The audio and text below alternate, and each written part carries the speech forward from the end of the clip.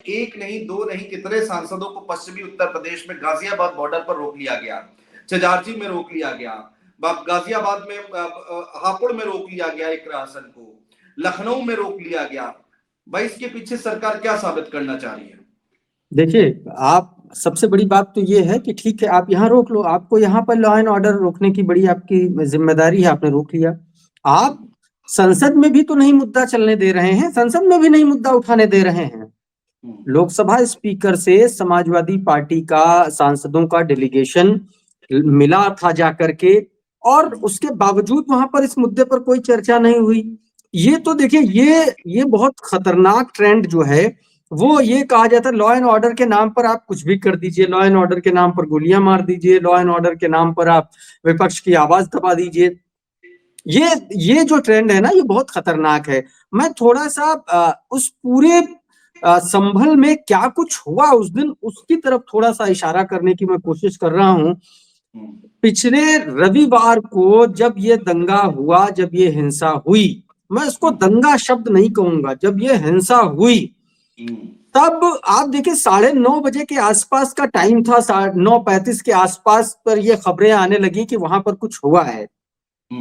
10:30 के इर्द गिर्द मस्जिद के एक तरफ दंगा हो रहा था, दूसरी तरफ सर्वे की जो टीम थी, जो वकील थे और जो सर्वे कराने वाले लोग थे, जो उस इलाके के चौकी इंचार्ज थे वो, और उनके साथ भारतीय जनता युवा मोर्चा का जिला मंत्री, भारतीय जनता पार्टी का सभासद, भारतीय जनता पार्टी का एक और कार्यकर्ता, उसी इलाके के मंदिर का एक पुजारी, ये सब मिलकर के एक तरफ दंगा हो रहा और दूसरी तरफ आप धार्मिक नारे लगाएंगे, क्या इससे शांति होगी?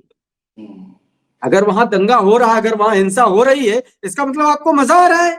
अगर आप दंगा नहीं करा रहे थे, आप, एक समय होता है, एक सिचुएशन होती है, भाई हम हिंदू हैं, आप भी हिंदू हैं, लेकिन दूसरी तरफ बगल के घर में किसी की हत्या हो रही हो, हम जय श्री राम का नारा लगाएंगे? सबसे बड़ी बुनियादी बात यह है, मस्जिद के एक तरफ हिंसा हो रही थी, पत्थर चल रहे थे, और पुलिस जो भी कार्रवाई कर रही थी उसके हिसाब से, पुलिस तो कह रही हम गोलियां चला ही नहीं रहे थे। अभी अखिलेश यादव ने उस लड़के का वो बयान बाकायदा पोस्ट किया है अपने एक्स अकाउंट पर, उन्होंने कहा है इसमें सुप्रीम कोर्ट को इस पूरे वीडियो को संज्ञान में लेना चाहिए, इस पर और मुकदमा दर्ज होना चाहिए। आप समझिए इस तरीके के कितने ऐसे केस होंगे। वो तो गलती से वहां पर एक समाचार एजेंसी और न्यूज वेबसाइट वहां पर पहुंच गए, वहां उसके पत्रकार, और उस वीडियो को अगर आप गौर से देखेंगे तो उस अस्पताल के दरवाजे पर, वार्ड के पास एक पुलिस वाला खड़ा हुआ है, वो उसकी तरफ देख देख के कह रहा है, डर डर के वो बयान दे रहा है। तो आप ये समझिए कि कितना ज्यादा पुलिस और प्रशासन का वहां पर दबाव होगा इस वक्त, और किस तरीके से लोग रह रहे होंगे। सबसे बड़ी बात देखिए, सियासत जो है वो है, अखिलेश यादव विपक्ष में बैठे हैं और विपक्ष का काम है सवाल उठाना, और गलत हो रहा है तो बहुत मजबूती के साथ सवाल उठाने चाहिए, और समाजवादी पार्टी ने वो काम किया है। बड़ी बात है, उससे आगे की बात यह है ह्यूमैनिटी। संभल में ह्यूमैनिटी को कुचला गया है, और सरकारी तंत्र पर कुचलने के आरोप लगा रहे हैं।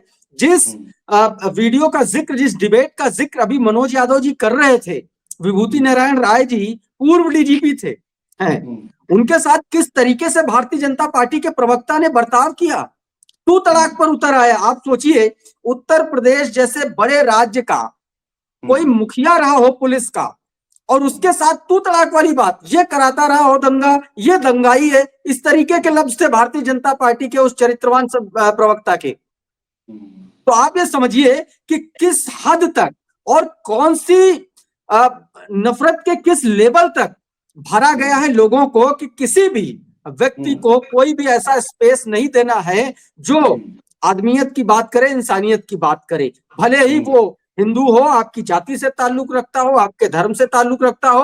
अगर वो भारतीय जनता पार्टी के एजेंडे से ताल्लुक नहीं रखता है तो उसकी ऐसी तैसी कर दो।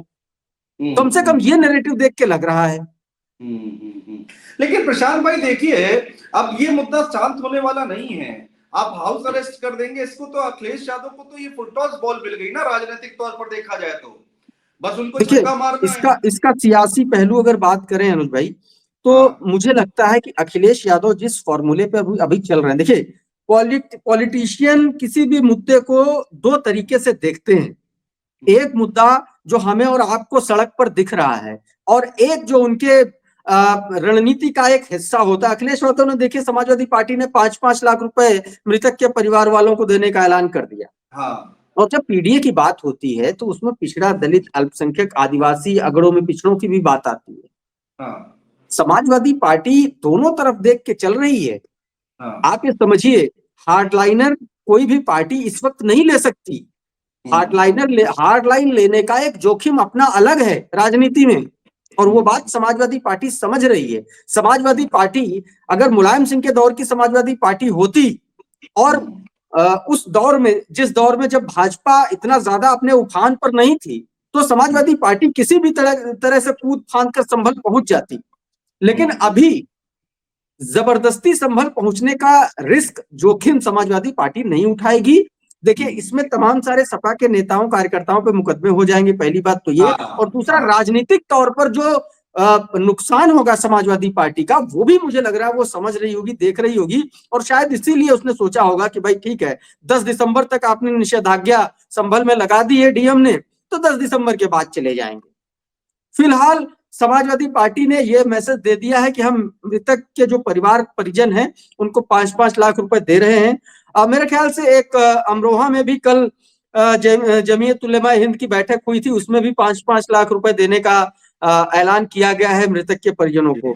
तो अब मरहम लग रहा है, लेकिन सवाल यह है कि सरकार और सिस्टम जो घाव देता है, उस पर मरहम अगर सरकार और सिस्टम नहीं लगाए तो फिर वो घाव भरते नहीं है आसानी से।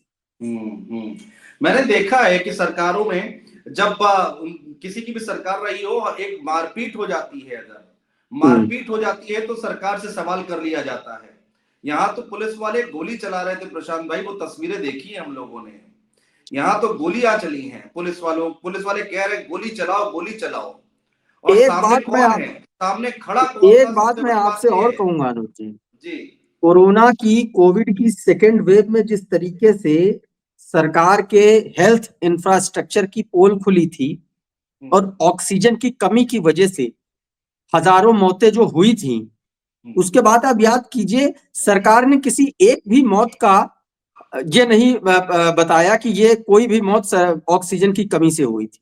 वही चीज दोहराई जाएगी। मैं बता रहा हूं आपको, रिपोर्ट से पहले रिपोर्ट बता दे रहा हूं, रिपोर्ट में यही होगा कि कोई भी जान पुलिस की गोली से नहीं गई।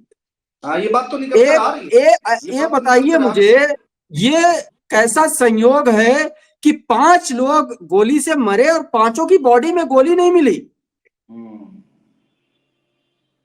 एक व्यक्ति, एक लड़के जिसको गोली लगी, वो उसको गोली कमर के ऊपर से लगी और सीने के पार चली गई, यानी कि ये एंगल उस गोली का था। उसकी भी गोली भी नहीं फंसी, बॉडी में निकल गई।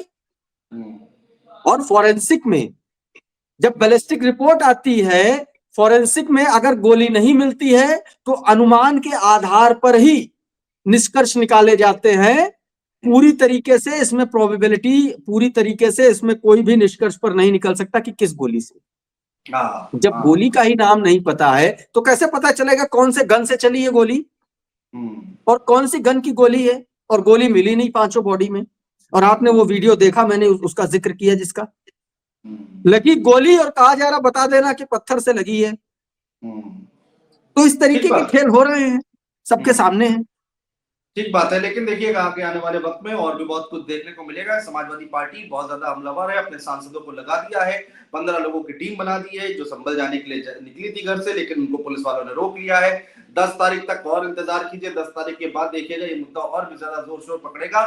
लेकिन अखिलेश यादव लगातार ट्विटर पर एक्टिव है, लगातार इस पर अपनी बात रख रहे हैं, राय रख रहे हैं, सरकार को घेरने की कोशिश कर रहे हैं। देखना बहुत दिलचस्प होगा कि अब संभल की घटना पर और क्या कुछ देखने को मिलता है, किस तरह की खबरें निकलकर सामने आती हैं, वो सब हम आपको बताएंगे। पल पल की जानकारी, अपडेट आप तक पहुंचाने की कोशिश करते रहेंगे। भारत एक सोच देख रहे थे, आप देखते रहिएगा। प्रशांत भाई बहुत शुक्रिया हमारे साथ जुड़ने के लिए, बातचीत करने के लिए बहुत शुक्रिया।